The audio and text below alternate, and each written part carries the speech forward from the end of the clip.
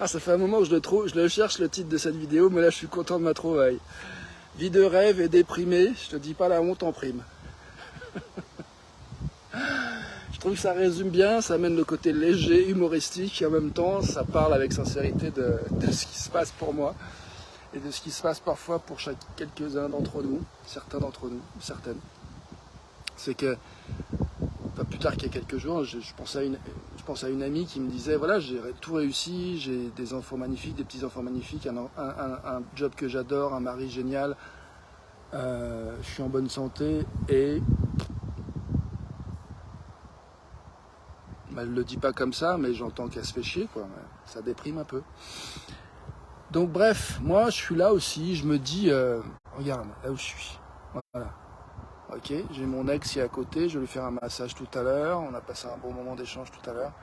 Là, je me suis fait une petite balade en solo. Voilà un peu le contexte, ok. euh, Je fais des rencontres géniales, j'ai des conversations géniales dans ma vie, je fais ce que j'aime. Et ben, avant de faire cette vidéo, il y avait un endroit où je me disais, mais ça va pas, je suis déprimé. Je peux pas te dire, enfin la honte quoi, la grosse honte. Déprime avec la vie de rêve. Bienvenue à toi qui arrive dans la vidéo live. Je vois pas encore qui tu es. Et donc voilà, j'ai mis du temps à lâcher un peu les résistances, de dire bah voilà, c'est ça le sujet, c'est ça le thème en fait. C'est des fois, on est dans les contextes qu'une part de nous se dise paradisiaque, on pense qu'on devrait être bien, et puis bah malgré tout, il y a quelque chose qui ne va pas, on n'est pas satisfait, on est frustré, on est déprimé, on est lourd.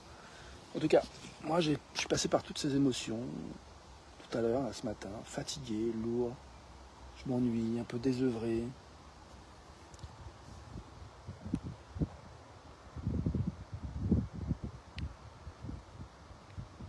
Alors que le contexte est chouette. Et en fait, pour moi, ce que ça révèle, c'est qu'à la fois le contexte est important,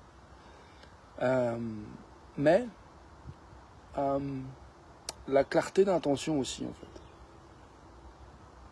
La clarté de ce qu'on veut, la clarté de ce qu'on a besoin. En fait, là, quand on est dans des contextes a priori tout bon, tout beau, et qu'on va pas bien, bah du coup, c'est qu'il y a certaines aspirations en nous, en fait, qui... Salut Norbert, quelle vanne tu vas me lancer. Je suis curieux de savoir comment tu vas. Donc ouais, je sais plus ce que je disais. Oui, c'est ça, l'aspiration profonde. Et des fois, je crois que tout à l'heure, par exemple, j'ai fait un petit temps de partage avec Corinne, de comment ça va, comment on allait dans l'instant. Et moi, j'étais content de l'entendre, de partager comment ça allait, comment elle savourait cet instant entre deux stages, le fait qu'elle n'ait pas de stress avant de reprendre son stage demain, qui est un gros stage qu'elle anime. Et moi, moi, je me sentais avec pas beaucoup d'élan, l'envie de me mettre en position fœtus, m'allonger et puis rien foutre, quoi. Donc j'ai fait ça un peu, ça m'a fait du bien. J'ai été me balader, ça m'a fait du bien. Là, je vais retrouver Corinne et je vais lui faire un massage tout à l'heure. Et une part de moi qui se dit, mais vu l'état dans lequel je suis un peu en vrac, j'ai un peu mal à la hanche là. Qu'est-ce que je vais donner quoi? Et c'est souvent ça ce que ça me fait en fait. Souvent, avant de faire ce que je sais faire une vidéo par exemple, faire un massage, faire un coaching, cuisiner quelque chose, il y a des fois voilà, des pensées qui viennent un peu nous embêter, nous dire bah ouais non ça va pas aller, qui projettent des choses un peu négatives. Et comme tu le dis Norbert, bah ouais, revenir à l'instant, c'est essentiel, c'est important. Et il y a un ami avec qui j'ai beaucoup travaillé qui disait souvent que en fait dans l'instant présent il y a comment dire, il y a ce qu'on connaît, puis il y a aussi une grande part d'inconnu. Et que du coup, être présent, ça demande d'être à la fois ouvert et d'une certaine manière courageux devant cette part d'inconnu. Et que parfois la tendance, c'est de projeter des choses connues, voire négatives, parce qu'on est habitué, il y a une pratique en nous qui a été tellement fréquente, puis il suffit d'allumer la télé ou la radio avoir ta dose de pensées qui soit un petit peu flippante ou déprimante. Donc on est quand même bien entouré, on a quand même un bon environnement qui nous maintient bien dans une capacité à avoir des pensées qui te flinguent, qui te dépriment. Donc on est bien entouré à ce niveau-là. Et donc du coup, quand tu es en fait face avec toi-même, des fois que t'es un peu, enfin moi, quand je suis un peu fatigué, ça peut être très vite que ce genre de pensée prenne un peu la place du vide, la place de la vacance, ou alors que tu es en vacances, des fois, au lieu d'être bien, tu as des pensées un peu pourraves qui viennent projettent des scénarios catastrophes à l'avenir, où tu rabâches des trucs qui ne sont pas bien passés dans le passé. Bref, la capacité à être dans le présent, à se détendre et à faire de la place à des choses agréables dans l'instant, c'est important. C'est un savoir-faire important. Et parfois on est fatigué et du coup on se raccroche à des pensées qu'on connaît, qui ne sont pas forcément très agréables. Donc cette prise de conscience-là, à l'instant même, c'est cool. Je vois que ça se détend en moi, ça fait du sens. Tout d'un coup je me dis, ouais, là je comprends un petit peu le contexte dans lequel on est. Et du coup, je vois bien qu'en fait j'ai besoin de soutien pour pouvoir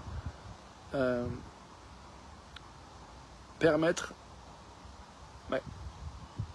ma capacité à reconnaître ce qui m'inspire de ce qui ne m'inspire pas. Donc là par exemple, je me propose avec toi de faire un petit exercice qui peut muscler la capacité à reconnaître ce qui va bien, ce qui nous plaît dans l'instant. Et ça peut être par exemple de choisir un objet dans notre entourage pour lequel on a vraiment de la gratitude, qu'on apprécie vraiment. Par exemple, je vois ce téléphone, je l'apprécie vraiment, mais il n'y a pas ça, il y a mon chouchou, ici présent, avec lequel je peux attacher mes cheveux quand j'en ai marre d'avoir le vent qui m'envoie les cheveux dans la gueule. Je peux faire des bisous à mon chouchou, j'aime beaucoup. Voilà, on peut se connecter sur un objet comme ça et juste prendre le temps de sentir comment c'est bon de se connecter à un objet qu'on aime. Je propose de faire quelques secondes de silence en faisant ça, en choisissant un objet qui te plaît et de prendre le temps de goûter l'évasion de bonheur au moment où tu regardes cet objet que tu kiffes. Quand tu es bien chargé de bonheur, si tu veux, tu peux choisir un autre objet que tu kiffes. Ah bah là, moi je vois l'étang de Miribel, quand je me connecte, je regarde l'étang, quand je vois l'eau. C'est pas mal aussi. Donc il y a cette intention délibérée de regarder ce qui est apprécié. Et de laisser monter la mayonnaise de l'appréciation du moment.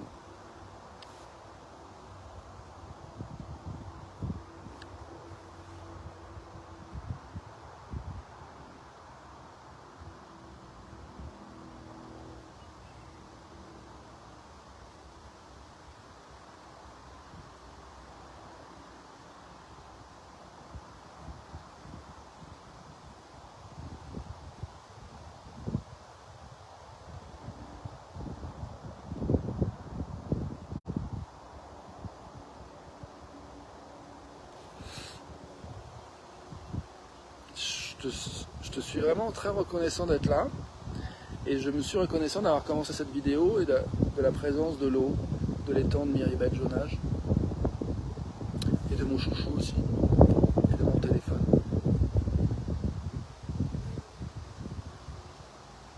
qui contribue à cette vidéo.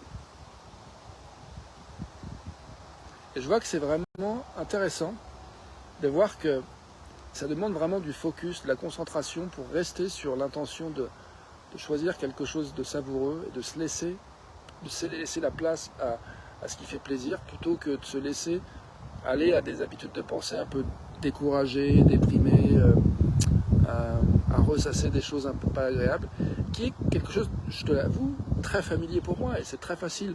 C'est beaucoup plus facile pour moi là de me laisser aller à penser des pensées de merde que de me concentrer sur ce que j'apprécie et d'apprécier ce que j'apprécie.